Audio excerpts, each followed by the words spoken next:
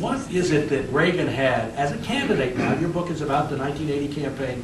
As a candidate that Republicans running for president now don't seem to have. He was genuine. He was.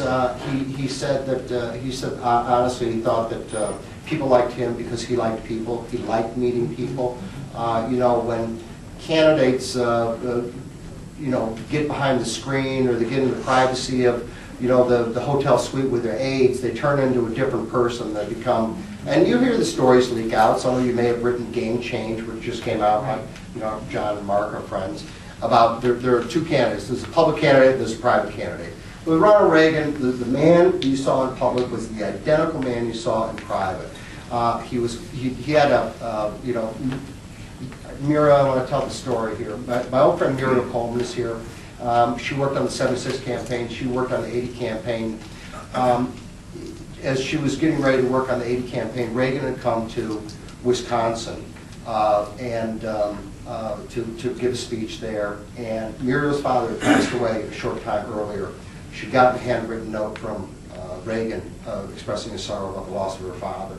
So as she's walking him to the car to go back to the airport, I guess it was in Madison? Yeah. She's walking Reagan back to the car. She hands him a note.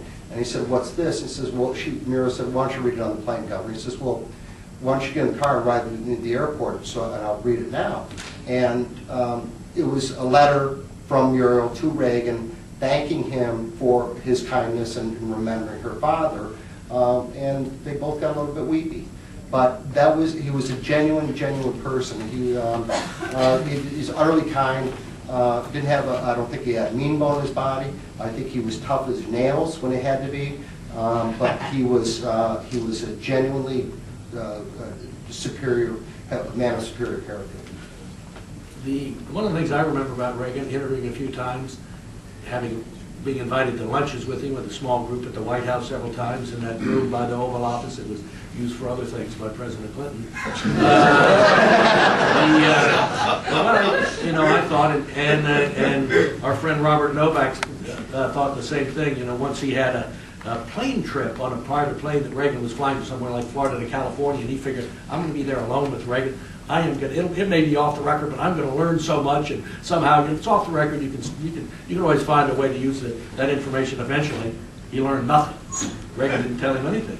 And I remember at several lunches at the White House that I had with Ronald Reagan, I thought I'm going to learn a lot, you know, and I'd get this way, I could sit right next to him, and I heard a lot of Hollywood stories. And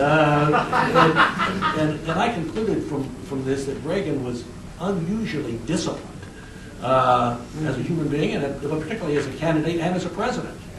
There's a new book that came out last summer by Annalise and Marty Anderson called Reagan's Secret War.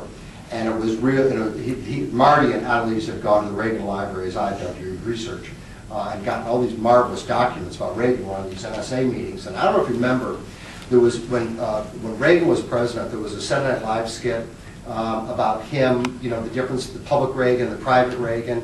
And, you know, the public Reagan is the Girl Scouts come in, oh, you've got 2 cookies here and this and that. And he's doing the photo op. And then the Girl Scouts leave, and in comes the NSA team. He says, now, if we do currency exchanges through Nicaragua, and we send it through Switzerland, and by the way, send those arms over here. And it's Reagan totally in control, running everything.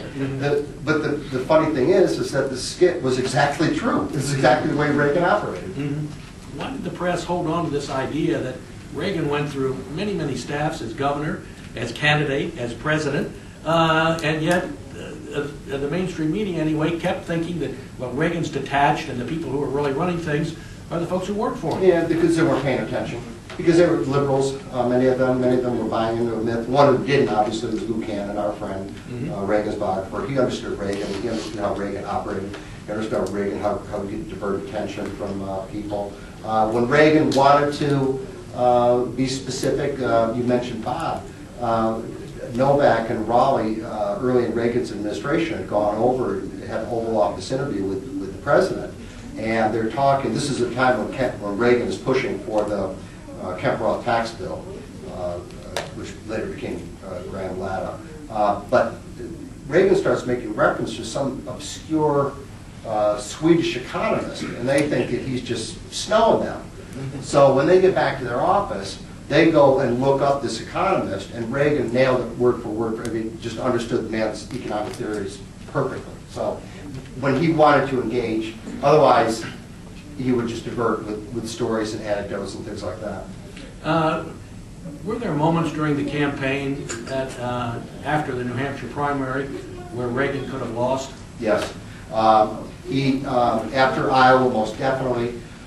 In the summer of summer of 1980, after the convention, he started to falter and lose momentum, and Carter was regaining momentum, mostly by making the issue about Ronald Reagan.